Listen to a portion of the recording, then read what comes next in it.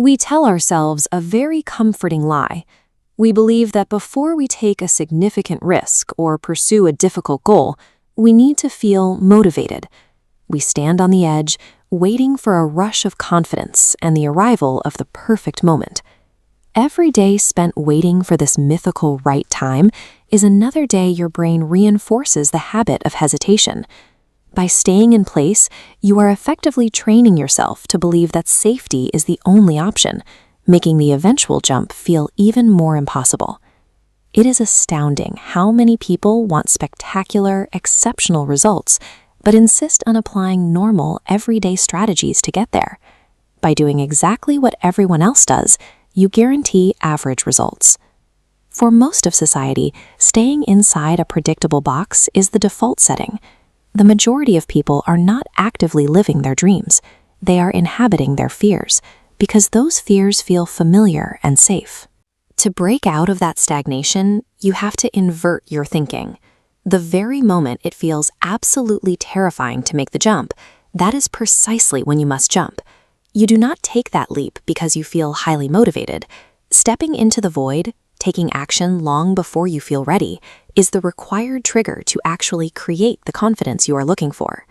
An open loop shows how your brain vividly remembers unfinished tasks. Starting any task activates psychological tension. Your brain desperately wants to close this gap, generating forward cognitive drive. We mistakenly call this motivation. The true sequence is, action triggers momentum, and momentum produces motivation. We trick ourselves into thinking we need mental certainty before we physically move. In reality, your brain builds certainty by doing things. Experience is the teacher, not preparation. Think about a minor chore you postpone from Friday afternoon to Saturday.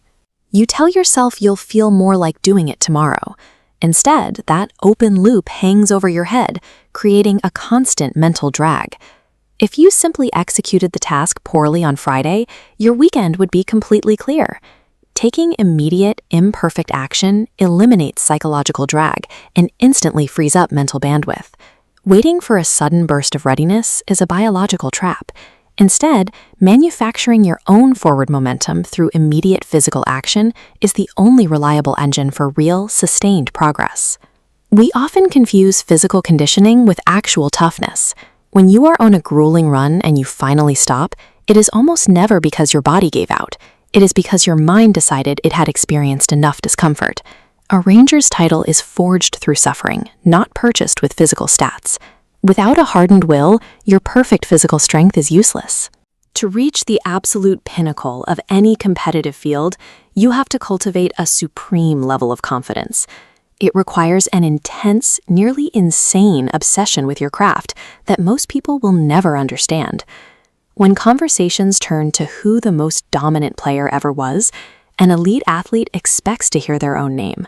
They demand total dominance and dismiss any alternative. True mental toughness manifests as consistent elite performance, regardless of your current status. You execute with the same intensity whether you are the center of attention or a background player. You can take an elite performer, place them in the opening matches of an environment with intense pressure, and watch them work just as hard for a lower-level title as they would for the main event. Stepping into the arena and committing to connect with the audience, even when you aren't the main attraction, represents a profound personal victory over ego. Mental toughness means refusing to quit. Whether your ego gets bruised or your physical muscles ache, if your mind refuses to break, physical conditioning becomes a secondary detail. The moment you stop trying to fit in and diverge from the norm, you introduce severe external conflict into your life. This creates immediate friction. When friends and family tell you that you have changed, it is often because they simply do not know how to articulate that you have grown.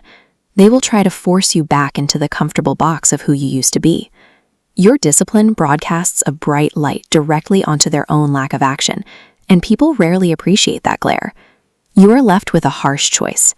As the psychologist Abraham Maslow observed, you can either retreat into your comfort zone where no growth occurs, or you must willingly step forward into your fears again and again.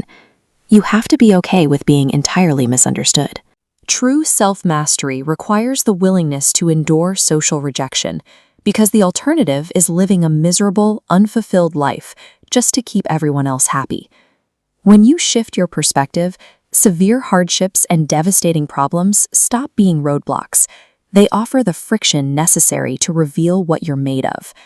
If you are still afraid of failing, remember the ultimate stakes. In 3 generations, you will be completely forgotten, and every single person who criticized you will be gone too. Success is not a final destination where you simply arrive and stop working. It is a continuously receding horizon. Every step you take toward it requires more discipline, more effort, and more daily grind. So if you want to bypass the paralysis of fear right now, do this. Set a timer for 3 minutes. Start badly. Do 1 push-up. Write 1 single sentence. There is no perfect time to begin, and motivation will not save you. Stepping directly into discomfort today, right this second, is the only guaranteed way to build a life you are genuinely proud of.